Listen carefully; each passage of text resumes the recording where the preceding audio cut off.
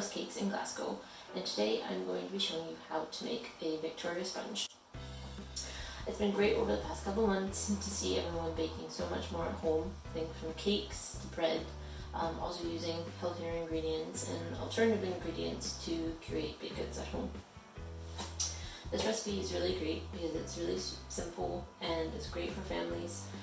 You also don't need to have a stand mixer to make this recipe. You can just do it in one bowl. What you want to start out with in front of you here, you want to have a piece of paper, pen, 6 eggs, a digital scale, and one bowl. What this recipe is based on is actually the weight of the eggs. So whatever weight I get for this, I'm going to do the same for my sugar, my flour, and my butter. So I'm going to start by placing the bowl on the scale. Next, what I'm going to do is place these eggs in this bowl to get the number or weight that I need. So my number comes to 391 grams. So what I'm going to do is write this down here because you need to remember this number. And then I'm going to place this to the side. I'm going to move this bowl as well.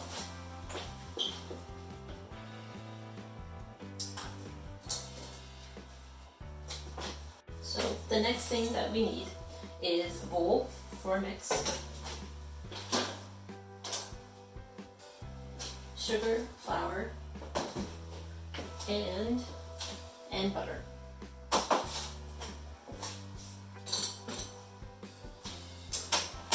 So what we're going to start by doing first is we're going to tare our bowl back to 0 because we don't want to weigh the bowl. We're then going to remember our number, which mine was 391. And what I'm going to start by doing first is putting 391 grams into this bowl of the butter.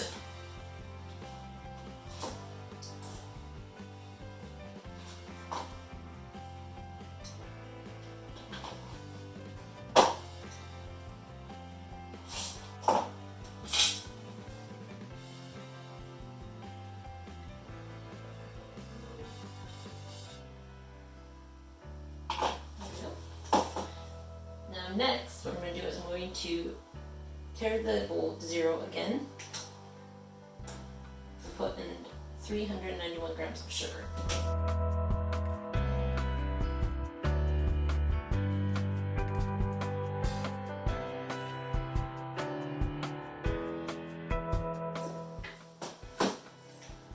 And then we can put the scale to the side, because what we're going to do is we're going to cream the butter and the sugar together.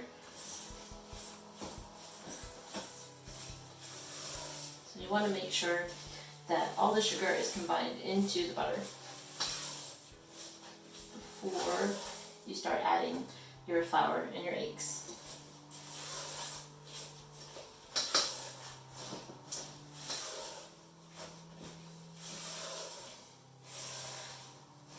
And what I'm doing here is I'm not like mixing it.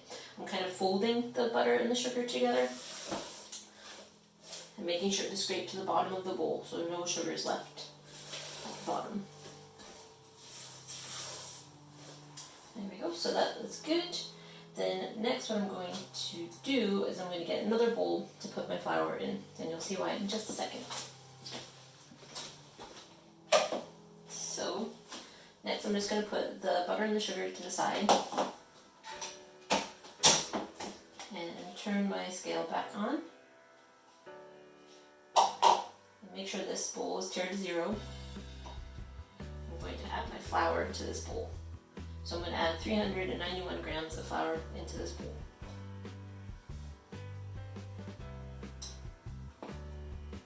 So now that we have everything weighed out, we actually don't need our scales anymore, so we can just put that to the side.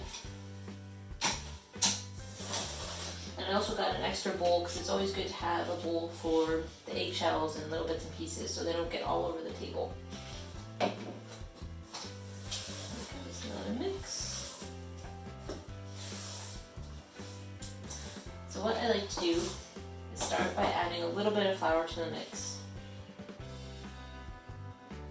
And then what I'll do is I'll add 1 egg.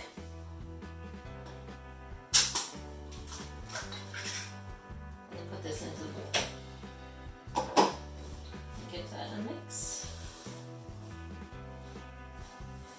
Again, not like mixing, but more like folding it into the sugar and the butter.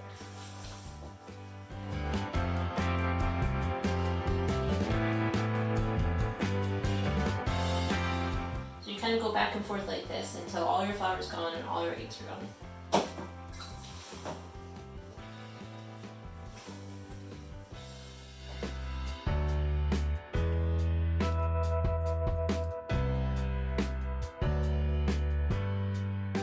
This recipe is quite good as well because you can add different flavors to it. So you could add lemon zest, coffee, different fruits, just to change it up a bit. You could also add some cocoa powder and do a chocolate cake if you wanted.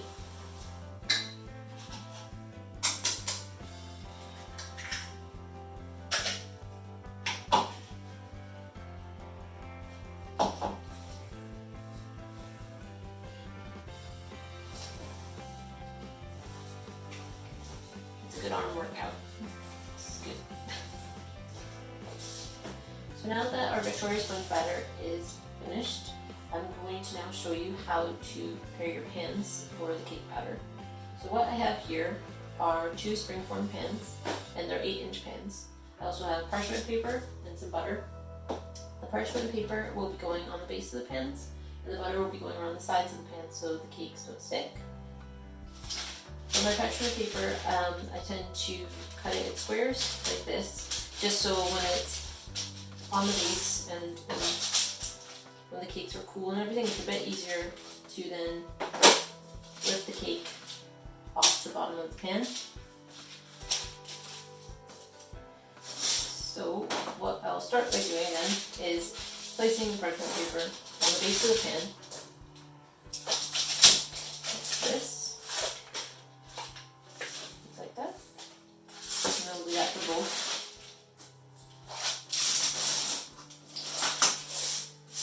Next, what I'll do with my butter is take a little bit on this here and just putting it around the edge. You don't want to put too much butter on the edge because what it can do is sometimes burn the sponge while it's baking. So just a light coating on the inside.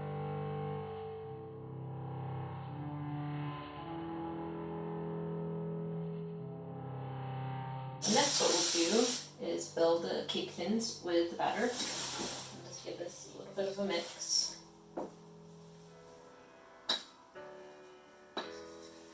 And you want to make them as even as possible. Sometimes you'll find with sponges one is a bit thicker, one's a bit thinner when they come out of the oven. But what you can do is when you're sandwiching them is just put the thinner sponge on top and the thicker one on the bottom. And just because of the weight of each sponge.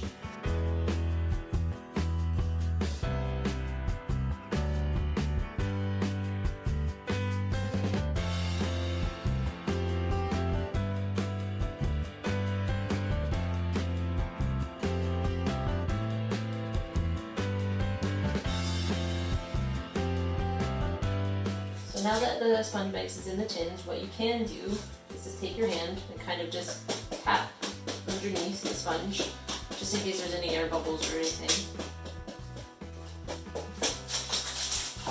You can also hit it on the table surface, but that's quite loud, so I'll use my hand.